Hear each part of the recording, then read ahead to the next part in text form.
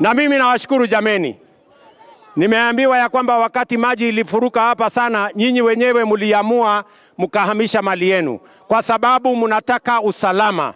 Na mimi nataka niwaambie vile waziri Profesa Kindiki yuko hapa, alitangaza ya kwamba tutasaidiana na wananchi to evacuate and to make sure that we relocate all citizens in riparian reserves for their safety, so that we can protect them in a different place where we have relocated them.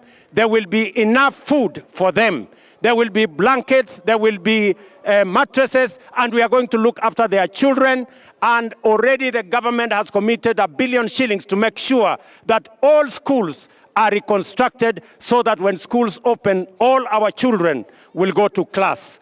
And we have also announced here that the 40,000 families that have been relocated, the 40,000 households, each household, we are going to provide for them 10,000 shillings for alternative settlement until the government comes up with a comprehensive plan on how their lives are going to continue into the future.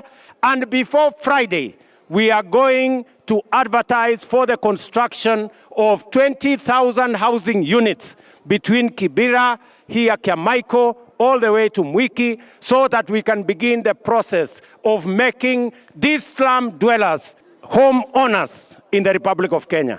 Kwa sababu hata nyinyi mnatosha kuishi mahali pazuri. Na mimi nataka munisikize vizuri. Nimesema hiyo nyumba tunajenga, hiyo ninatangaza hapa nyumba 20,000. Hiyo nyumba wewe mwananchi utakuwa unalipa shilingi 3,000, unakaa kwa nyumba ya ghorofa kama ile, iko na maji, iko na choo, iko na stima na iko maneno mzuri.